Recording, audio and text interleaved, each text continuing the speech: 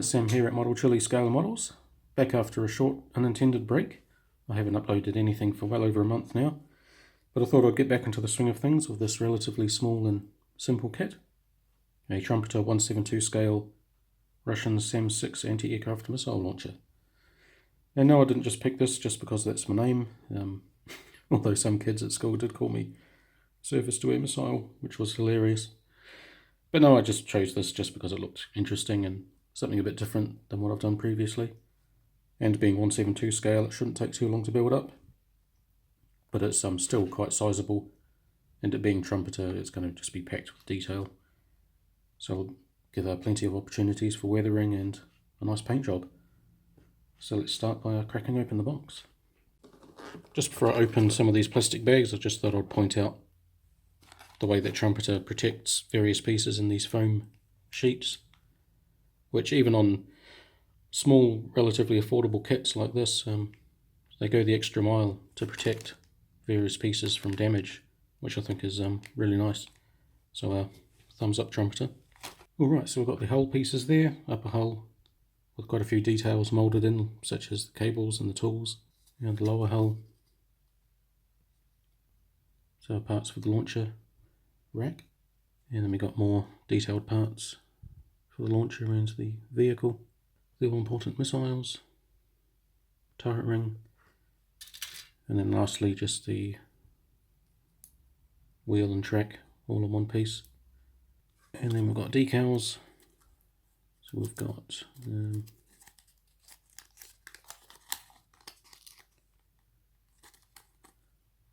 Russian, Polish, East German I think, and Czechoslovakian.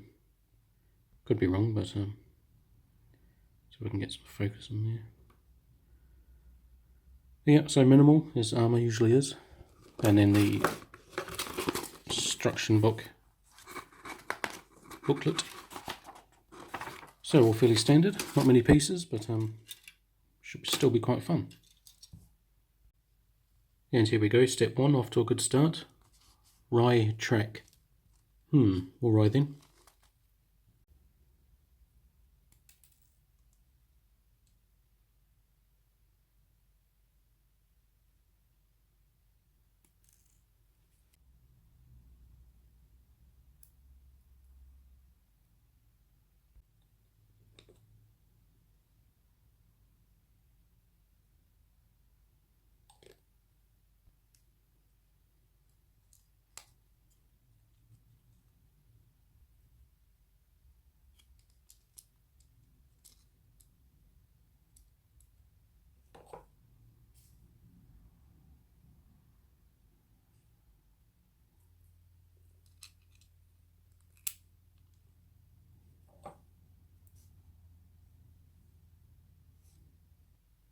Pieces like the log that fits into the back of the hull usually have a bit of mould line running down the middle, and that can just be easily removed by the back of a hobby knife.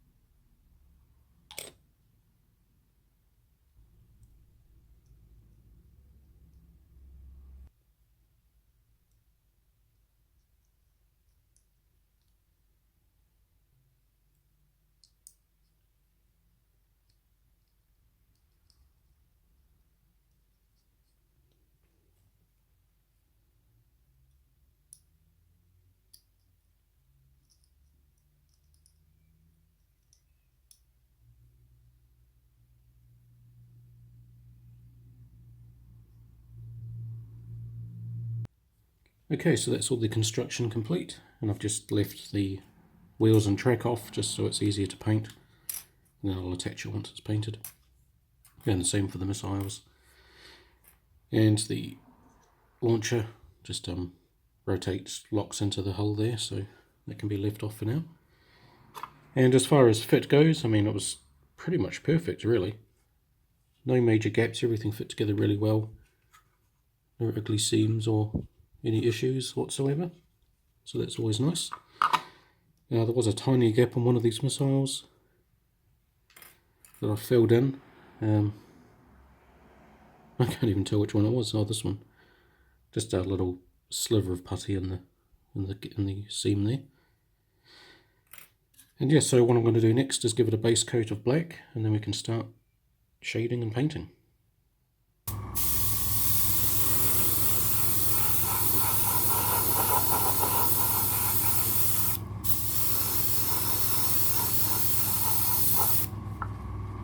And now that the black pre-shading layer is down, I'm going to do highlights using basic white, just on the areas that are affected by light, so a lot of the top surfaces, and along the wheels and the top of the missiles, just so that when I do my base coat of green, it will pick up the white underneath and give a bit of tonal variation, so it's not just one solid colour.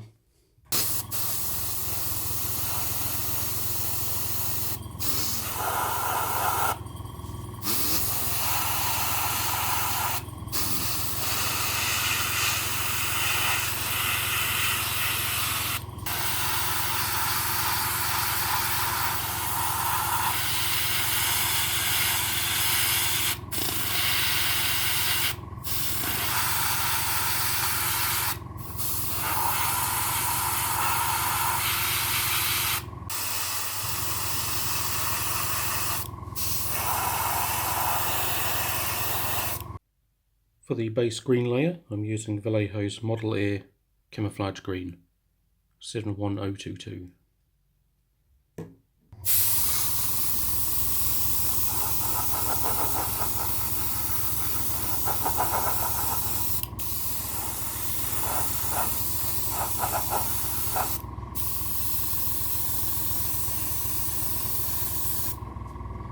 Alright, so that's all the base painting done, and you can see some of the white shading, well, the white highlights have come through the paint.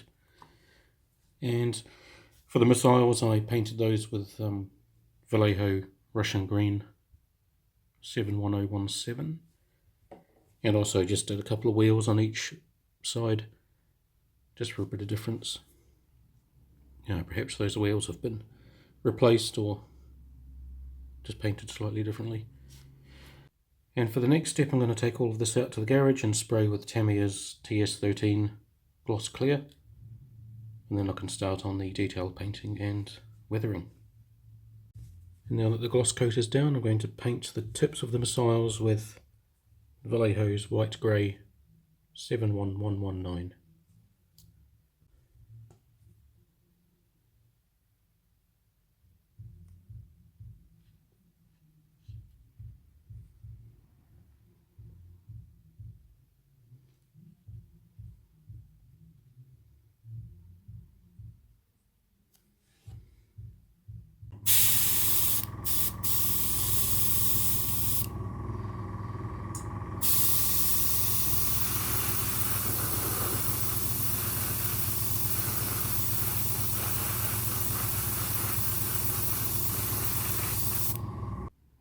Now to paint the tracks, I'm using Vallejo Gunmetal 71072.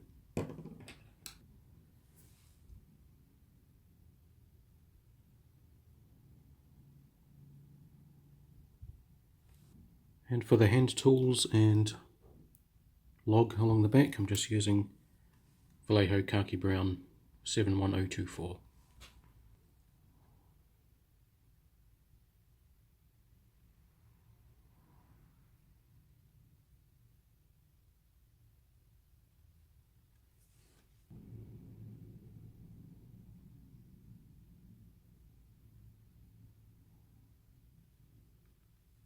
And for another layer of brown on the wooden log on the back, I'm just going to use Vallejo German Red Brown 71271.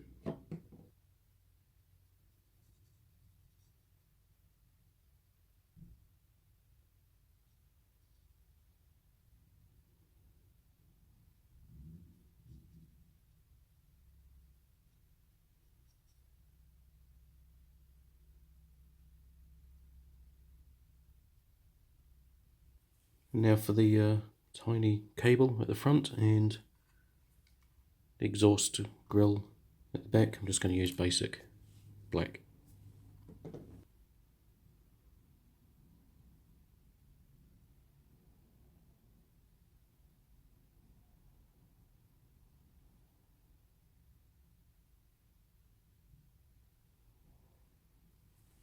Okay, so I've decided on using the Russian-Soviet decals for this vehicle, and bizarrely the instructions don't actually mention the Russian version.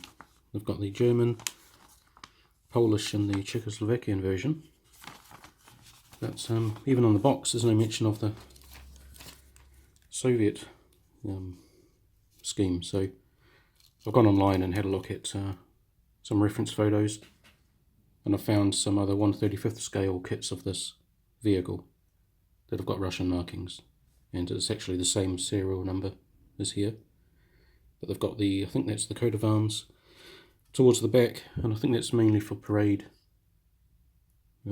versions. And I could be going wildly off track here, but I might swap those out for the red star instead.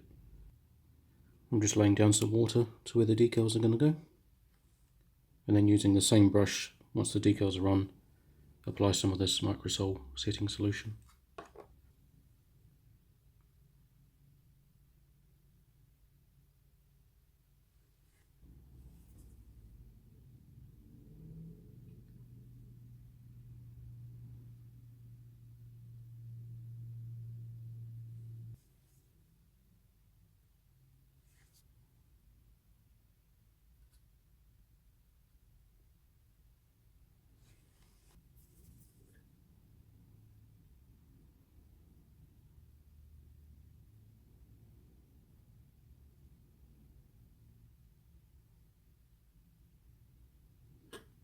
Now the next step is to apply a pin wash, and for that I'm using Vallejo's olive green acrylic wash.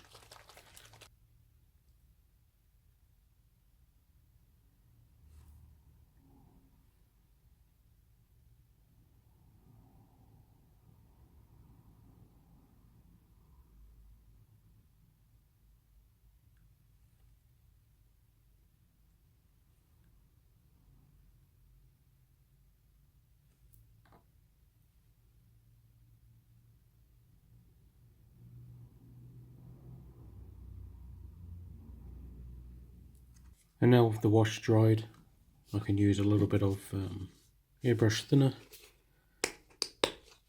on a cotton bud just to wipe away the excess in places such as these big flat areas.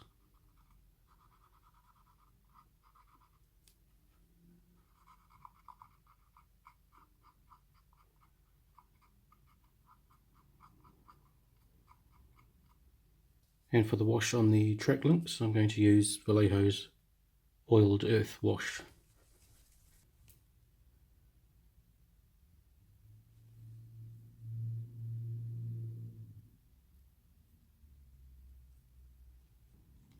And using the same wash, I'm just applying it to the wheels, just for a little bit of weathering.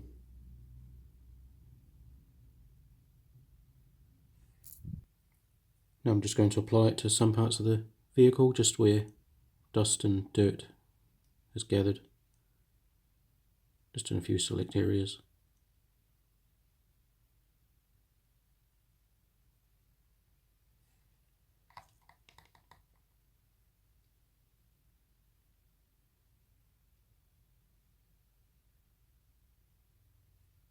And I'm just going to finish off the wash process with this Vallejo dark grey, just to apply to the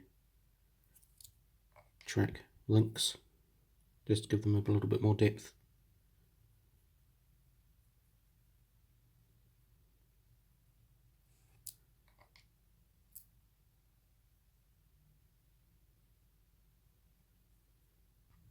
Alright, so now it's time to apply a bit of highlighting.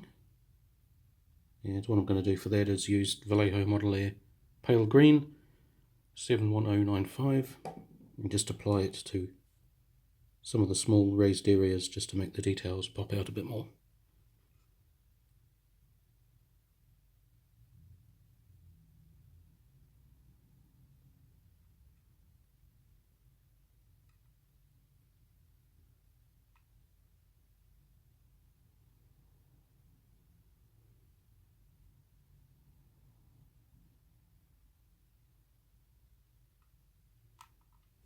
Now for the final layer of wash, I'm just going to use Vallejo's Rust to dab in a few spots.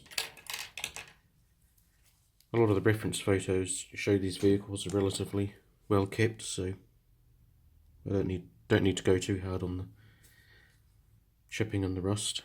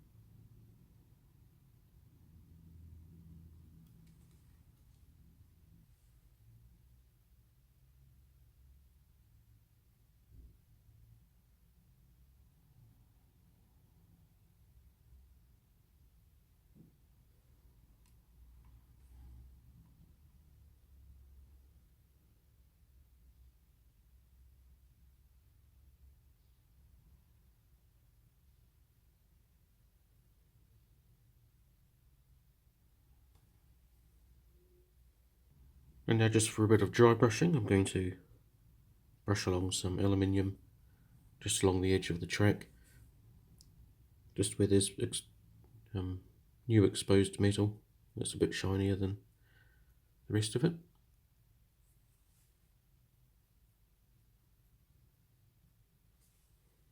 Alright, so before I put everything together, I'm just going to do a final coat of clear varnish using Vallejo satin varnish. Now, despite the name, this is actually quite a flat coat. I don't know if it's just because of my airbrush settings or whatever, but I've also got matte varnish, and that, as you'd expect, is matte, but it's quite a lot thicker than the satin. So it doesn't come out of the airbrush quite as easy, so I usually use this for a flat coat, and it works just fine.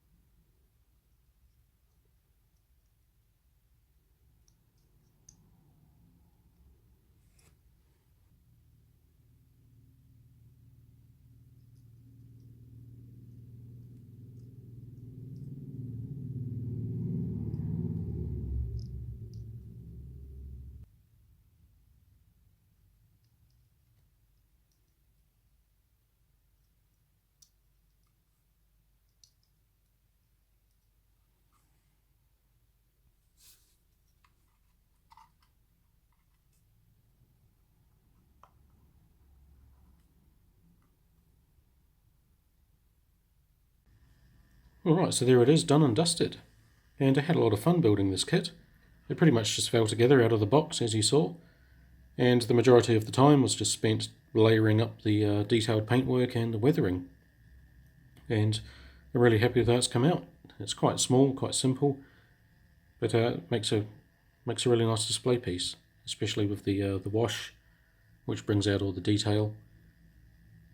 The detail of these newer Trumpeter kits, which I think is pretty up there with the fit quality and level of detail.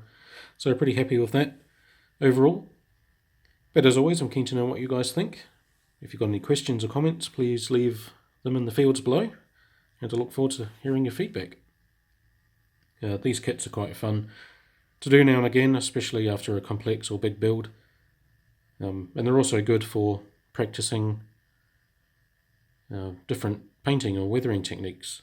You know, if you mess it up, then you haven't really lost a lot in time or money, since they're quite cheap. And yeah, so that's one of the advantages of building a small little kit like this. Plus, they don't take up as much space, which I'm seriously running out of room for my models, so I'm either going to have to start building smaller or have to start selling on some of the builds. But yeah, it's something to think about in the future. And just as a fun little comparison, here's a couple of Russian die-cast tanks, 1/72 scale. So you've got the T-55 there, and the T-34. And one thing I noticed about these is that some of them can be even more detailed, like they've actually got separate tow cables as moulded in little bits of rubber or vinyl. And I actually found in my local hobby shop you can actually get packs of metal tow cable in scale of these smaller models. So if I was to do this again, I'd probably sand or scrape back the tow cable that's moulded onto the hull, and then just reattach a separate tow cable to make it look a bit more realistic. And yeah, so that's something I'll definitely be doing if I build any more of these 1/72 scale kits, which has quite a lot of variety, and again, they're quite affordable, so I'm definitely looking to get some more of these smaller kits. And yeah, so that's probably enough rambling from me. As always, I'll be putting up photos of the build on my various channels, Instagram, Facebook, so be sure to check out the links in the description. And thanks for watching. So I hope you've found it informative or entertaining. And until next time, take care.